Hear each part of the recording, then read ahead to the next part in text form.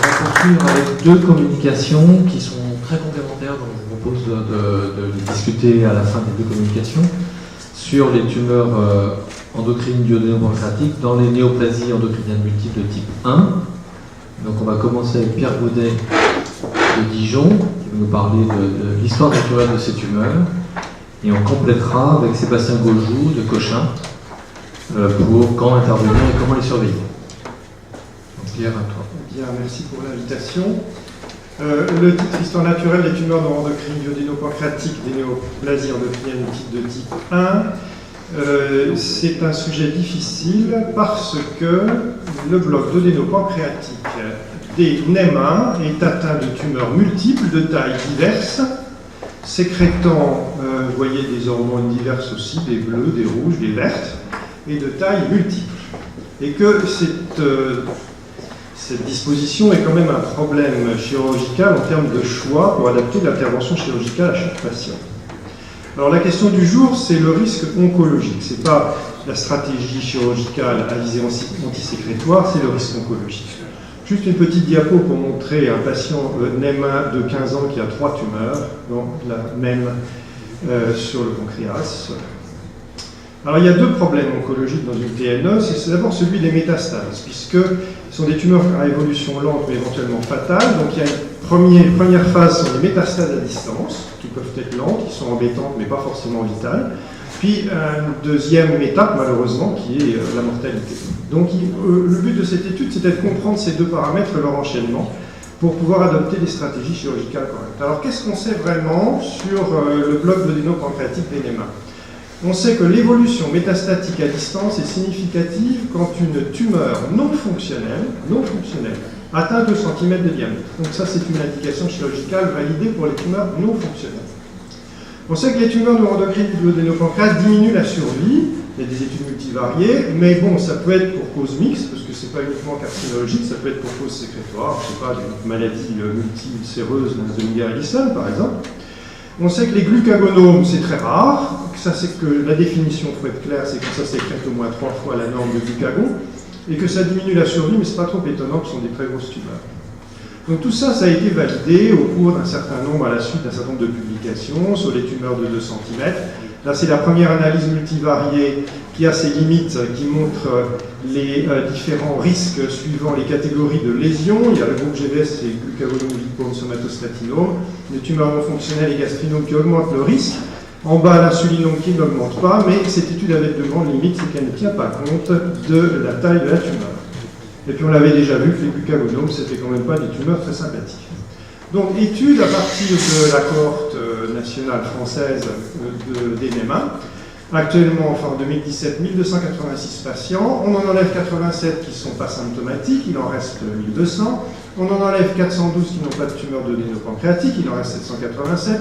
On en enlève 58 parce qu'on a décidé de travailler que sur des patients après 90 pour des raisons d'homogénéité d'outils diagnostiques morphologiques. Donc il reste 629 patients, on en enlève 26 qui n'ont pas encore fini d'instruire leur dossier, ce qui fait qu'il en reste 603. Et si 603 patients, ben, il y en avait sur ces 603, il y en a 287 qui ont été opérés par 347 types de chirurgies diverses et variées, ce qui rend l'étude de la technique chirurgicale très légèrement difficile. Donc je vais vous présenter la façon dont on a étudié l'histoire naturelle. Alors je vous passe le modèle, c'est le modèle de Markov, peu importe, il est très intuitif. Il se comprend très bien, on a 3 états. Soit on a une tumeur duodéno-pancréatique, on est vivant, on n'a pas de métastase à distance. Stade 1. Stade 2, soit on a une tumeur duodéno-pancréatique et on a des métastases à distance, on comprend, soit on est mort. Et on peut passer des états d'un état à l'autre par différents chemins, ça se comprend aussi. Tout ça, c'est une étude multivariée, c'est-à-dire qu'on teste des facteurs indépendants, toutes choses étant égales par ailleurs, et qu'on tient compte de leur arrivée, leur survenue au cours du temps. Donc c'est un petit peu apparenté au modèle de Cox, mais très intuitif. Et qu'est-ce qu'on va regarder? On va regarder ce que nous, on sait, ce qu'on peut savoir facilement. On va regarder si ce sont des facteurs indépendants pronostiques. Est-ce que ça sécrète de la gastrine? Est-ce que ça sécrète de l'insuline, du glucagon? Est-ce qu'il y a au moins une tumeur qui atteint 2 cm? Puisqu'on a quand même la sensation qu'à 2 cm, sur les études préalables, les tumeurs non sécrétantes, on a un facteur absolument déterminant. Quel est le SAC? Quel est le sexe? Quel est l'âge au moment de l'événement? Et quelles sont les lésions associées NEM1 qui pourraient perturber la survie? Alors, de façon très simple, vous voyez, vous avez un petit foie. Alors, à gauche, les tumeurs sans métastase. J'ai pris une métastase de foie, mais ça pourrait être une autre. Donc, qu'est-ce qu'il va faire? On se trouve avec des métastases de foie avec des points rouges. Alors, je vais simplifier. J'ai mis uniquement ce qui était très significatif, la but de clarté. De façon indépendante, toute tumeur supérieure à 2 cm est un facteur pronostic déterminant de la survenue de métastases à distance. L'analyse étant multivariée, c'est-à-dire toutes choses étant égales par ailleurs, c'est-à-dire qu'il n'y a aucun rapport avec la sécrétion. Tout patient porteur d'un syndrome de Zollinger-Ellison se voit son risque de métastase à distance augmenter de façon très significative, 4,36 de risque, très significatif, et ça, toutes choses étant égales par ailleurs, c'est-à-dire que ça n'a rien à voir avec la taille. Et puis j'ai mis en haut et en bas ce qui est limite, mais bon, il y a un petit sur-risque homme sur femme, mais bon, P égale 0,05. Et puis quand on est plus âgé, le risque à 1,02 est significatif, mais vous comprendrez qu'un risque à 1,02, ça compte pour rien. Bon, maintenant, qu'est-ce qui fait qu'une fois qu'on a des métastases, on migre vers le décès, puisque l'histoire naturelle est lente? Eh bien, le fait d'avoir une tumeur initiale de supérieure à 2 cm, bah oui, on migre facilement de la métastase au décès. Mais le fait d'avoir un Zollinger, non.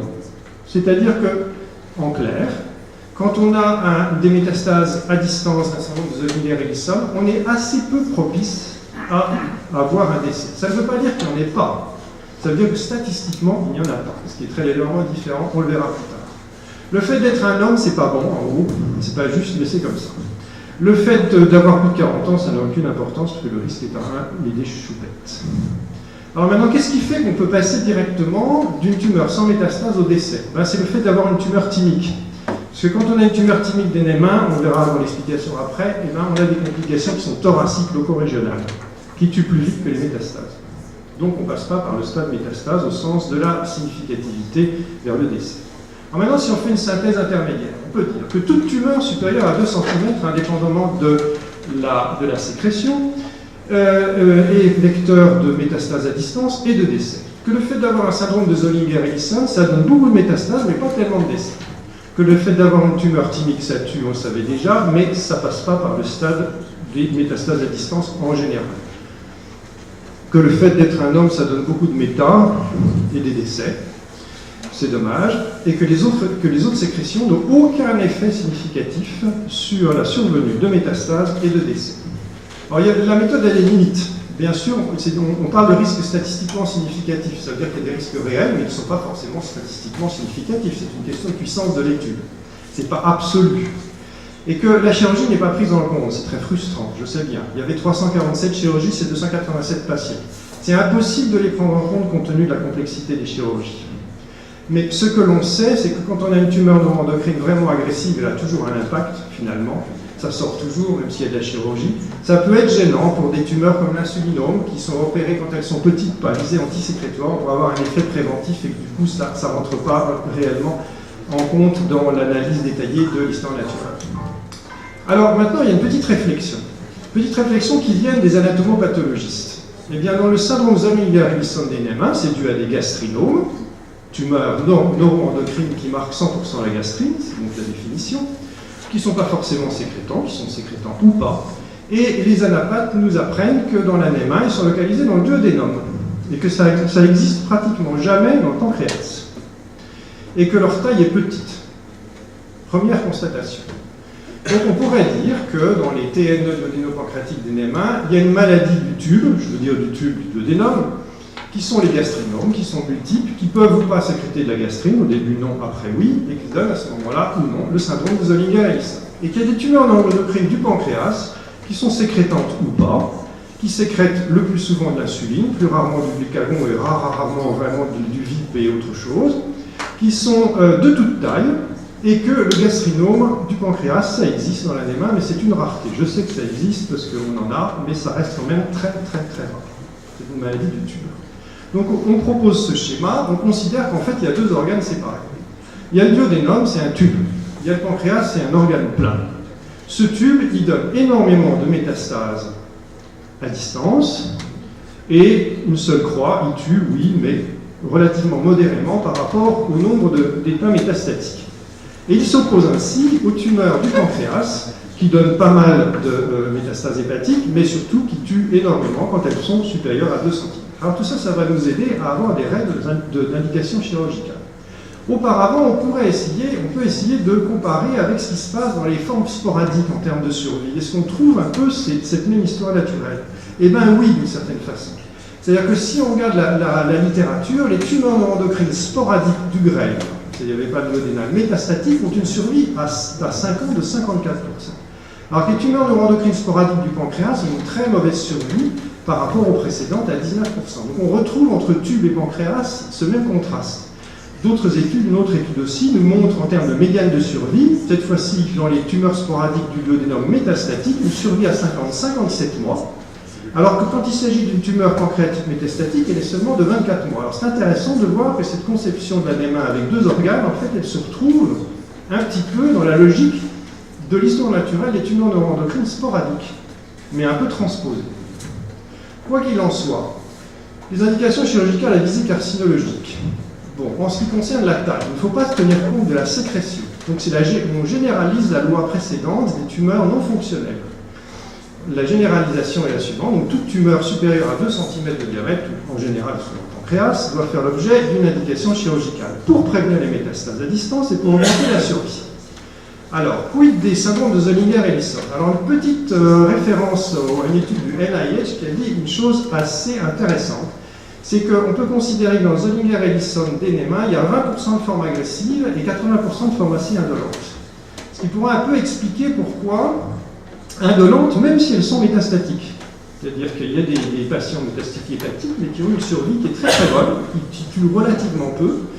Et le NIH propose de subdiviser 2 groupes, pas forcément faciles à subdiviser, qui permettrait quand même d'améliorer éventuellement les indications chirurgicales dans le Zollinger-Ellison. Alors, afin de prévenir les métastases à distance, oui, mais ce n'est pas l'élément le plus déterminant, puisque c'est surtout pour améliorer la survie, mais qui serait peut-être à centrer sur les formes les plus agressives. Donc, finalement, si on fait une vision générale, on sait bien qu'il faut opérer les insulinomes, les glucagonomes à visée antisécrétoire. On n'opère pas les syndromes de Zollinger-Ellison à visée antisécrétoire, puisqu'on a des IPP. Maintenant, nous généralisons la règle, il faut opérer toute tumeur supérieure à 2 cm, et nous avons notre question non résolue des syndromes de Zollinger-Ellison, et si on se fie au NIH, on pourrait essayer de commencer à classer ces tumeurs en agressives ou non agressives sur un certain nombre de critères qu'ils ont avancés. La sécrétion de gastrine, vous voyez, agressif versus non agressif, il y a un rapport de 10.